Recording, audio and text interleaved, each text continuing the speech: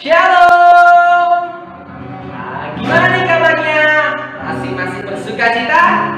Kita siapkan hati kita untuk mengikuti ibadah pada hari ini. Kita mau naikkan pujian Hatiku Percaya.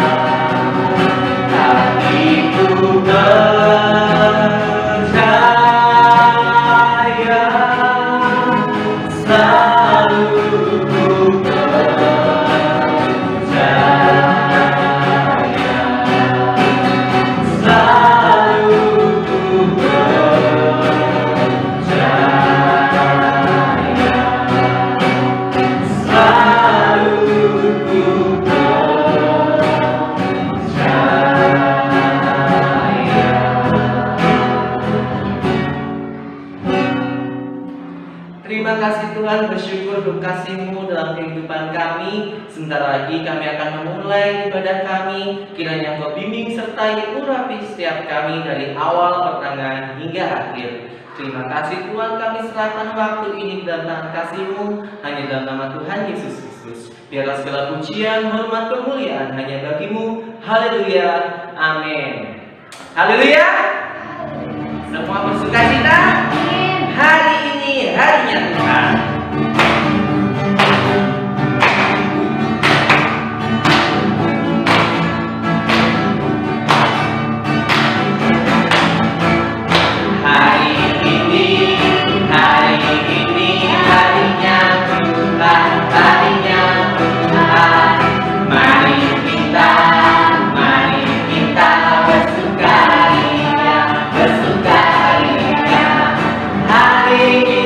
Harinya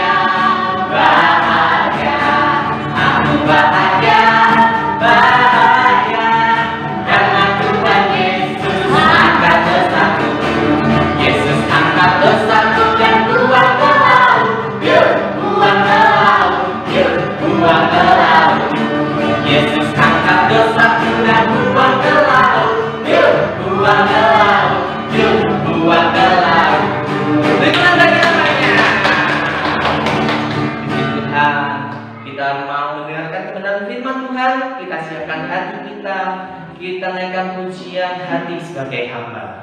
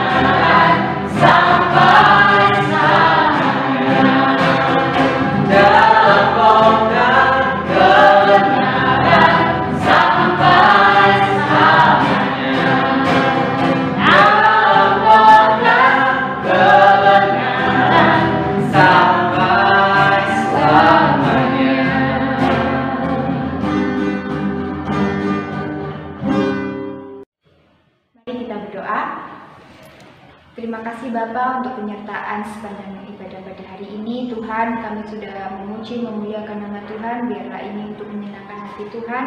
Tiba saatnya untuk kami mendengarkan dari sebagian firman Tuhan. Biarlah roh hikmat daripada Tuhan, sehingga kami mengerti, memahami, dan dapat melakukan dalam kehidupan kami sehari-hari Tuhan. Berkati urapi penyampai firman pada hari ini. Biarlah setiap perkataan, setiap firman yang keluar dari mulutnya, itu semua karena kehendak Tuhan. Terima kasih Tuhan, hanya di dalam nama anak-Mu Tuhan kami Yesus Kristus kami berdoa dan mengucap syukur. Haleluya, amin. Shalom anak-anak SD Kristen Elim, bagaimana kabar kalian hari ini? Puji Tuhan, hari ini kita bisa kembali lagi beribadah bersama-sama. Hari ini Miss Evi mau sampaikan satu cerita firman Tuhan dengan judul kerendahan hati. Nanti kita baca sama-sama dalam Matius pasal 20 ayatnya yang ke-20 sampai dengan ayatnya yang ke-28. Matius pasal 20 ayat 20 sampai dengan ayatnya yang ke-28.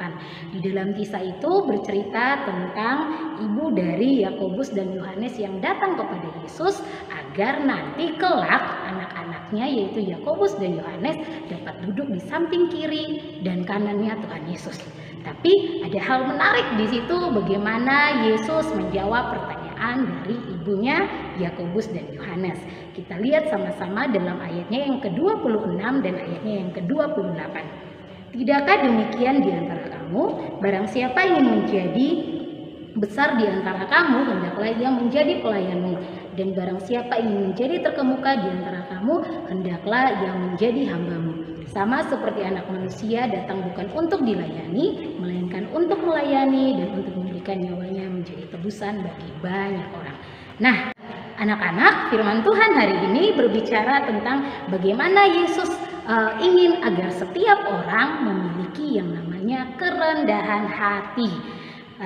Kita buka di dalam Filipi pasal 2 ayat 8 sampai dengan ayatnya yang ke-9.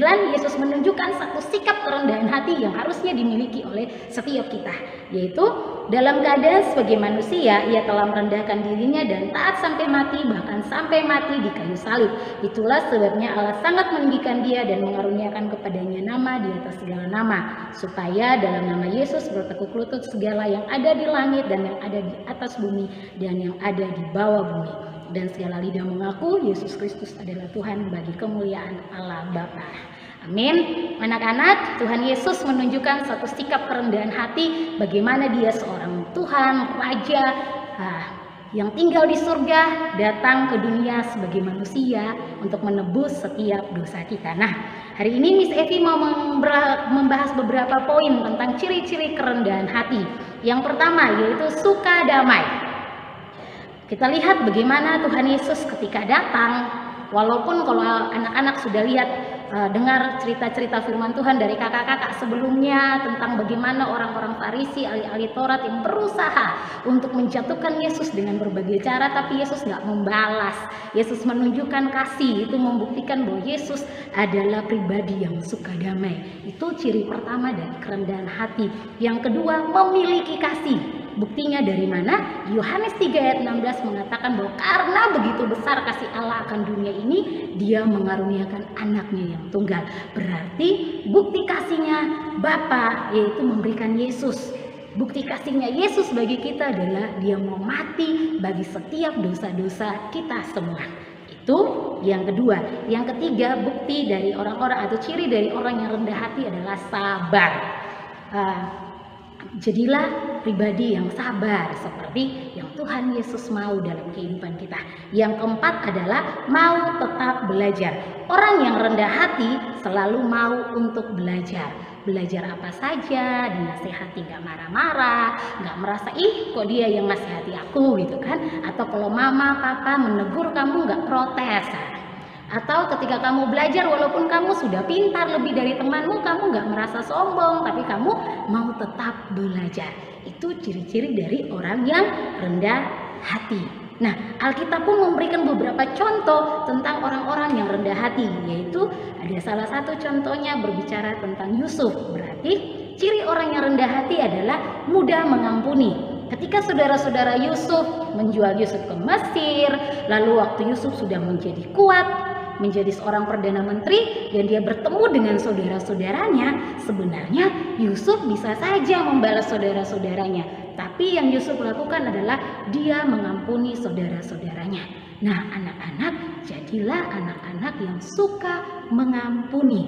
Itu adalah ciri-ciri dari orang yang rendah hati. Selanjutnya yaitu belajar dari Daud. Daud ketika dia tahu dia salah, dia mengakui kesalahannya. Dia enggak, karena raja waktu dia diberitahu kesalahannya dia enggak protes atau dia enggak menghukum Nabi Nathan karena Nabi Nathan memberitahu kesalahannya di depan banyak orang.